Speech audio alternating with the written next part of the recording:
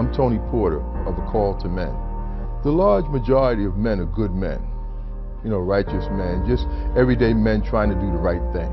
There's actually a minority of men who perpetrate violence against women. It's really time for good men to become outraged about the violence and find our place in being part of the solution to ending it. I like to ask men to envision the world you want to see for your daughters, your granddaughters. That world won't happen by osmosis. It really happens by what we as men pour into boys. By teaching our sons and other boys how to be healthy, respectful men. It's really time for us to step up and be part of the solution. I'm putting out a call to men to stand with me, to stand to end domestic violence. Experts say the domestic violence is the #1 crime committed by athletes. Yet the NFL is the only major sports league with a specific policy on domestic violence.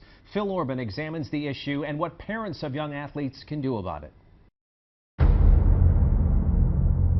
It was the video that returned domestic violence to the forefront of the national conversation. Baltimore Ravens star running back Ray Rice knocking out his then-fiancée Janae Palmer in an Atlantic City elevator.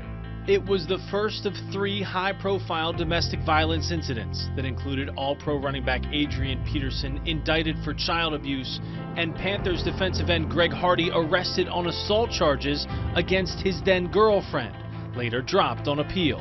There's something going on that we can all take something from, and we have to ask ourselves, what can we do to make a difference? Troy Vincent is a 14-year veteran of the NFL and is now the league's executive vice president of football operations, #2 in the chain of command behind Commissioner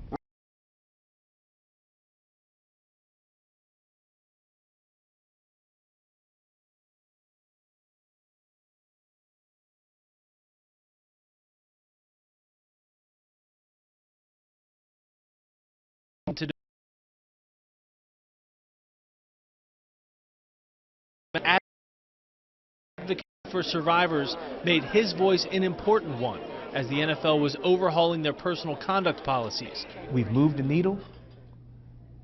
Based off of what we've done, look how we've moved the needle, but there's so much more work to be done. Vincent was a guest speaker at A Call to Men's national conference last month in Charlotte to discuss the impact sports can have on the community. So many young men especially go into sport, and so many coaches have influence over those young men. So if we can start educating the coaches, then I think we're making some impact. Don't just sit there confused.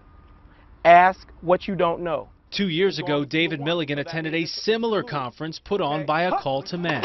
Move your feet. That kind of changed my perspective. It's Milligan's job to help shape the young men that come through his classroom and play on the Piedmont Middle School football team. But I can be a father figure, I can be a role model, I can be a counselor, I can kind of wear the hat that I need to wear to help that kid the best way possible. Milligan lost his own father when he was 10 and still remembers the impact the coaches had on his life. His players are at an impressionable age when lifelong lessons are learned, even through subtle comments like being told by a coach, "You throw like a girl." That has slipped out of my mouth. Oh, look at you. You're throwing like a girl. And I shared that with my other coaches, and we actually had a meeting about it, and we talked about it, how we have to change that mentality. Mark Carrier is the director of player engagement for the Carolina Panthers. It's his job to help rookies transition to life as a professional.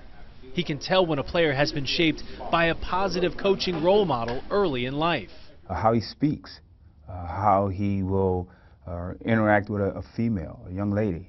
You notice those things. Unfortunately, you don't notice it enough. Experts say pay attention to how your child's coach talks about respect, sportsmanship, and fair play. Ask your child what he or she is learning in practice and how the coach talks to them and treats the officials. I know that my behavior in their eyes is bigger than life. Good, stop there. Good job, good job, good job. And that is something that I really I take heed to, I understand, and I don't take it for granted at all.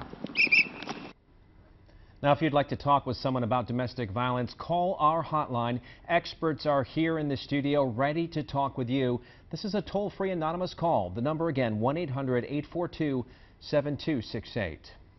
Domestic violence is a secret in far too many families, and as you've seen tonight, It can be devastating. But help is out there, and we want you to take advantage of it for yourself or for someone you love.